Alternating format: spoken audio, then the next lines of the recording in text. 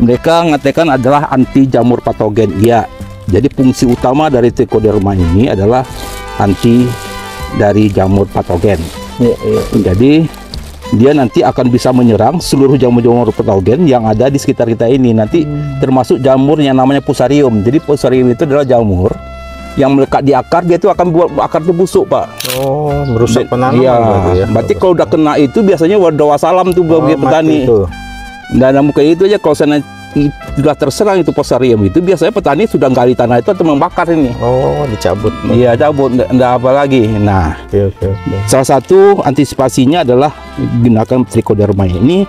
Trichoderma yang kemarin baru saya coba kembangkan melalui apa ini, Pak? Melalui ampas tebu, Pak. Oh, tebu. Jadi selama ini teman-teman petani kan menggunakan apa ya, jagung yang direbus, kemudian beras yang direbus, ya bisa dijadikan itu. Tapi kalau saya dalam untuk skala yang gede itu kan mahal sekali biayanya. Kemarin saya uji coba dengan tebu, ampas tebu, alhamdulillah ini. Jadi ini aplikasi yang pertama ini. Oh, di konten saya yang terbaru ini itu kodenya. Jadi trichoderma itu warnanya biru tua itu, Pak. Itu jamurnya itu, Pak. Nah.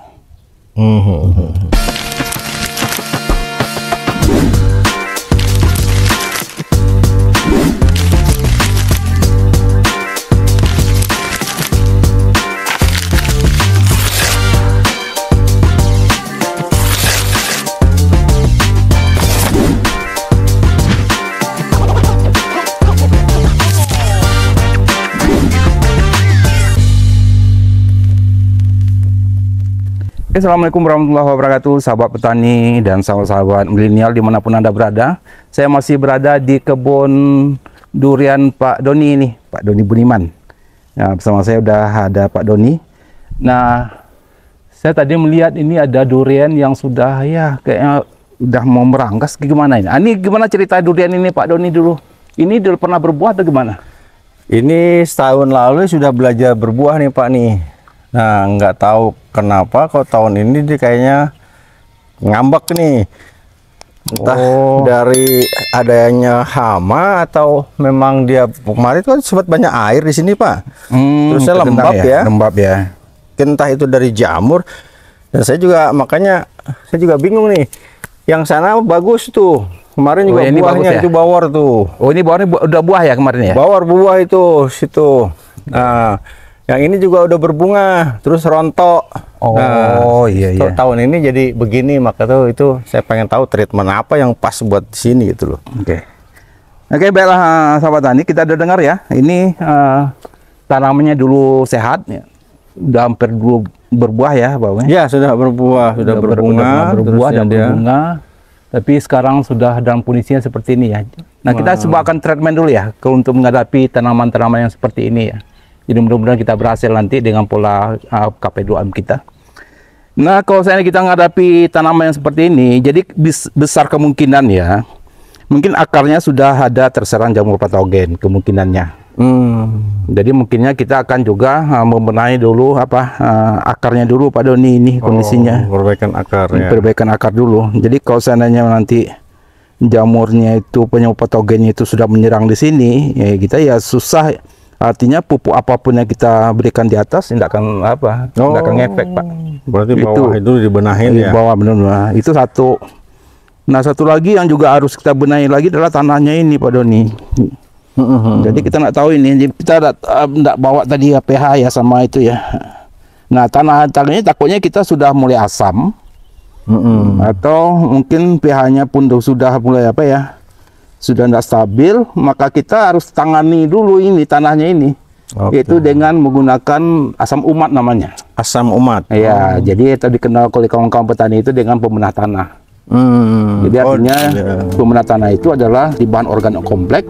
Dia itu berisi juga mikroba yang akan membantu untuk menyuburkan tanah ini, Pak. Itu yang disebut kawan-kawan asam umat itu. Jadi mungkin karena hujan dia erosi, kemudian dah dibawa unsur itu oleh air. Jadi bisa jadi mungkin karena tanaman ini pun juga menyerap nutrisinya sudah banyak di sini, sehingga kita tidak kembalikan. Ya bisa jadi nutrisi ini adalah sudah berkurang. Jadi mungkin salah satu treatment kita itu adalah memberikannya pemenah tanah itu satu. Nah, kemudian bisa jadi memang unsur hara-nya yang untuk makanan ini sudah tidak berada lagi di sekitar ininya. Jadi memang mereka sama-sama berada di satu lokasi. Bisa jadi nanti unsur darah di sini sudah berkurang, sementara situ masih ada ya. Oke. Apalagi mungkin di sini kan daerahnya agak miring ini. Ya, dan takutnya air hujan dia menggerus ini. Nutrisinya itu ke bawah. Jadi ke sana ya. Ya, jadi memang ini drainasenya kita harus perbaiki lagi nih kalau bisa. Di sekeliling ini pun juga dia itu aja Pak. Kelilingin pakai lubang ya. Pakai lubang. Jadi sehingga nutrisinya itu tidak begitu andaikan hujan lebat pun, deras pun atau banjir itu pun tidak dia harus menguras itu. Jadi kemungkinannya itu. Jadi mungkin kita akan treatment itu. Nah, untuk itu kita akan kasih nutrisi lagi dia ini nanti. Ini karena ini sudah pernah berbuah, jadi artinya fase dari tanaman ini sudah fase generatif ya. Betul. Jadi bukan pertumbuhan lagi karena dia pernah berbuah ya. Pernah berbuah. Jadi makanya nanti akan kita juga akan treatment dengan pupuk pupuk generatif. Generatif ya. Jadi karena kita buat KP2 metode konsepnya adalah pupuk bionuklir, nanti kita akan coba kasih itu. Nanti saya sudah bawa itu bapaknya pupuknya itu. Nah, kemudian kita aplikasikan dengan pembedah tanah. Jadi pembedah tanah kita campurkan dengan pupuk generatif itu, nuklir itu nanti kita akan siramkan sini. Ya, benar nanti kita lihat dalam waktu sekitar 1 atau 2 bulan lah paling lama kita lihat ada enggak bermunculan lagi daun-daunnya ini. Nah, tapi sebelumnya kita harus masukkan lagi dulu Pak yang itu persoalan akarnya ini. Kita akan khawatir akarnya ini yang diserang oleh ada jamur ini. Makanya kita nanti akan coba masukkan trichoderma Pak nanti. Jadi trichoderma itu warnanya biru tua itu Pak. Itu jamurnya itu Pak. Nah, jadi jamur ini adalah untuk menyerang dari jamur-jamur patogen itu. Dia nanti akan bisa merusak, menginfeksi dari metabolik dari jamur-jamur tadi itu sehingga dia itu akan mati. Nah, tapi sebenarnya yang paling penting sekali dari trichoderma ini, dia itu bisa merangsang akar untuk memancing namanya fitohormon. Nah, karena biasanya fitohormon dalam apa ya? Jadi fitohormon inilah yang sebenarnya untuk menjaga keseimbangan dari tanaman kita ini. Karena fitohormon itu nanti akan menghasilkan 3 hormon ya Pak. Jadi kalau dalam betul kami kuliah dulu itu namanya pertama adalah hormon oksin, sitoksinin dan giberelin. Nah, kita harus merangsang itu dulu di tanah ini. Walaupun nanti kita juga akan merangsang lagi, ada cara lain lagi nanti akan merangsang fitohormon itu dengan beberapa produk yang sifatnya hormon seperti biotonik segala macam itu ya. Itu nanti bisa ya. Tapi kita akan coba dulu ini secara alami saja dulu mereka jalankan. Nanti kalau misalnya 2 bulan ke depan nanti dia juga belum ada ada reaksi, nanti kita akan coba nanti dengan hormon biotonik ini luar itu. Nah, jadi nanti ini kita akan tanam nanti ini Pak. Alhamdulillah ini Pak Doni sudah membuat lubang-lubang ini yang untuk. Nah, jadi nanti kita masukkan aja ke lubang-lubang ini nanti. Jadi sedikit ya, 1 genggam aja Pak Doni masukkan gini ke semua lubang itu nanti. Ini mana lubangnya lagi nih. Ini Pak. Ya, mudah-mudahan nanti dia berkembang ini. Oh, dia berkembang itu jamur. Nah, nanti karena apa? Karena trichoderma ini sifatnya itu impansif Pak. Jadi artinya ketika dia nanti berada di satu tempat, makanya dia akan menguasai tempat itu. Itu kehebatan dari dari trichoderma ini. Nah, bagi kaum-kaum petani, trichoderma ini bukan konsep baru bagi mereka ya. Ini sudah itu. Tapi nanti kalau apa bisa lebih rapat lagi nggak apa-apa Pak. Iya. Lagi nanti begini kan. Jadi itu dulu ya. Itu treatment pertama kita itu dulu Pak Doni. Iya. Nanti ini saya tinggal kerja di sini. Ya, nanti di sini tengah-tengah sini berarti satu lagi ya. Jadi makin banyak itu makin apa. Jadi itu treatment pertama. Nah, kemudian treatment kedua kita akan kasih lagi nutrisi ini Pak Doni. Karena ini fase generatif, maka saya telah tadi buat itu. Karena kemarin kita sempat ngobrol dengan Pak di mulai telepon, kayaknya fase tanaman saya sudah generatif ya oke, saya buat nanti pupuk generatif saja. Jadi kita akan coba generatif. Terus nanti dengan ini Pak Doni kita kasih asam umat untuk pembedah tanahnya. Nah, namun sebelum kita memupuk apapun termasuk pupuk cair, kondisi tanah yang kita pupuk itu harus dalam kondisi basah. Nah, ini dulu Pak. Nah, treatment itu. Jadi jangan sekali-sekali kita memupuk tanaman ini ketika dia dalam kondisi kering. Kenapa tuh Pak? Karena nanti ini kan lebih banyak asam, Mbak. Oh, iya. Jadi zat asamnya tinggi sebenarnya pupuk-pupuk yang seperti ini, walaupun dia pupuk organik. Jadi pH-nya nanti mempengaruhi. Iya, takutnya itu takutnya akar yang halusnya itu tidak bisa langsung cepat itu beradaptasi dengan itu. Nah, makanya kita siram dulu. Nah, makanya sebagian petani mereka akan rekomendasikan ya kalau kita mau pupuk itu ketika musim hujan, Pak. Ya, betul. Oh iya. Jadi makanya ketika musim hujan lah yang paling tepat untuk memupuk tanaman-tanaman seperti ini. Makanya kalau seperti perkebunan besar seperti sawit, Pak, kan mungkin kita nyiram-nyiram seperti ini, Pak, karena bisa ratusan sampai ribuan hektar kan. Jadi biasanya petani kebun sawit itu dia tunggunya hari hujan.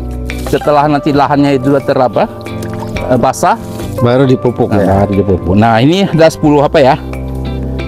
Jadi nanti kita tidak bawa TDS tadi. Idealnya kita melakukan pupuk untuk generasi di atas 3000 ppm harusnya, Pak. 3000 ppm. Nah, ya, tapi karena kita tidak buat TDS, tidak apa-apa, mungkin kita perbandingkan saja 1/10. Jadi artinya 1 liter ini untuk 10 air ini kan. Ini bukan 10 liter kan, nanti kita masukkan aja ini. Nah, kalau ini cukup sekitar 50 mili saja, Pak. Oh. Karena untuk pemenahan tanahnya tidak perlu banyak-banyak.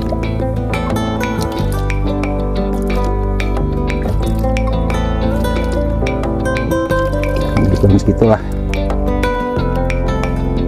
Karena isinya mikroba sama asam umat di sini dalamnya nanti. Nah, kemudian yang untuk ini pupuk generatif kita masukkan 1 liter saja, ini 10 liter air ya, 1/10 saja kita coba masukkan.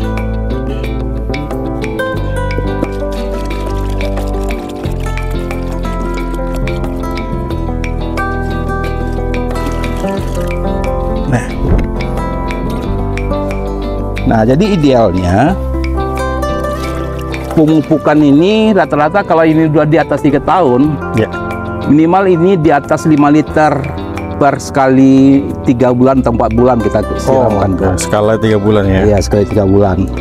Atau mungkin lebih, apalagi kalau kita lihat nanti, tapi tergantung perkembangan. Kalau dia perkembangan juga masih lambat, mungkin bisa kita lebih cepat lagi. Iya, lebih sering lagi dari itu. Oh.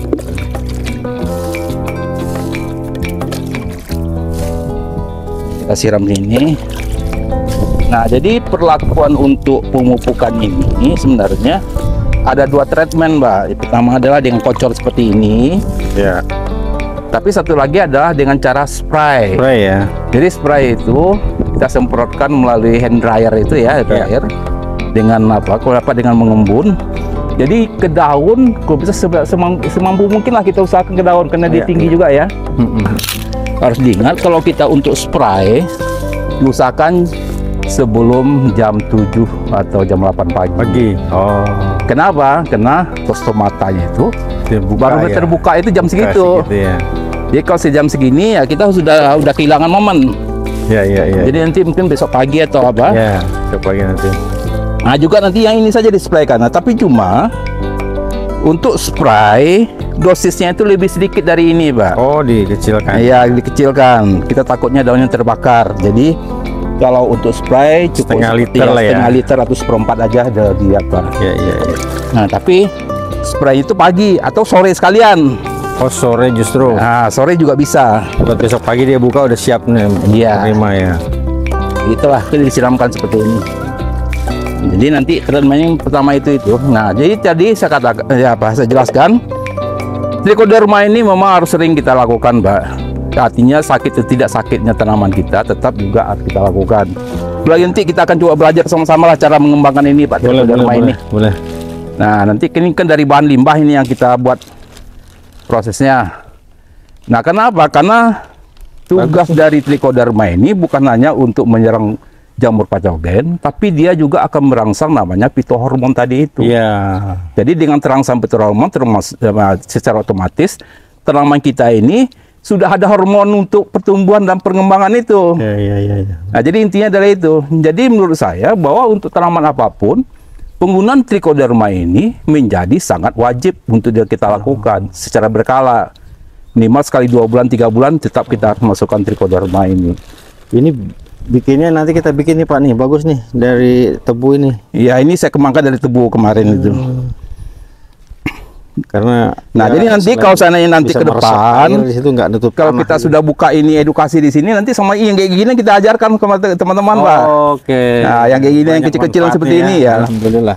Kita ajarkan bagaimana pupuk generatif, vegetatif. Jadi kita langsung praktek produksi gitu aja Pak ya. Iya, jadi ada mycorrhiza, kemudian ada trichoderma.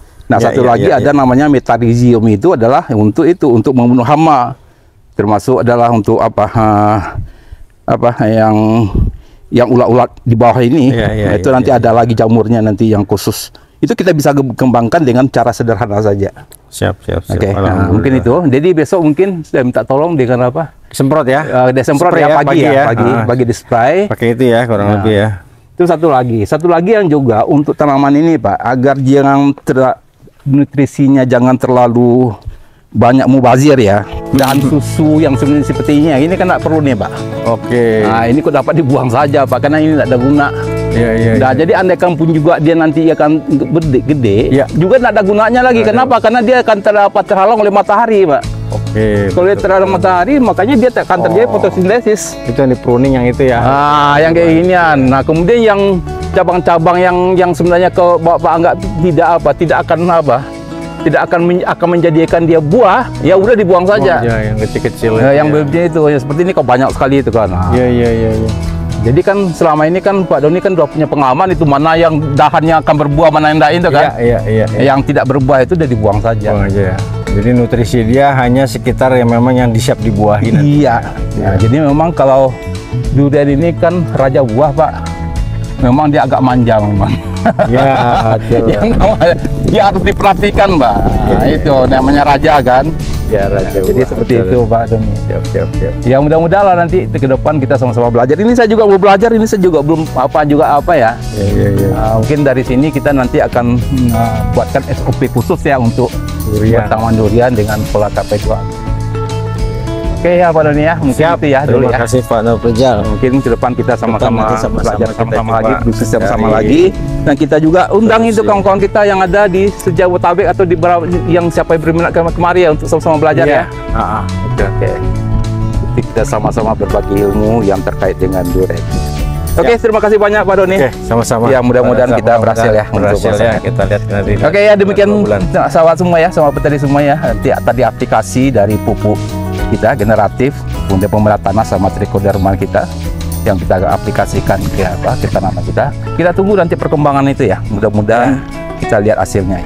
Jadi mungkin dalam waktu 3 minggu atau 4 minggu kemudian itu sudah nampak. Insyaallah. Insyaallah. Oke. Terima kasih Pak. Demikian ya teman-teman semua. Teman-teman semua mudah-mudahan bermanfaat. Wabillahi taufiq wal hidayah. Assalamualaikum warahmatullahi wabarakatuh. Waalaikumsalam.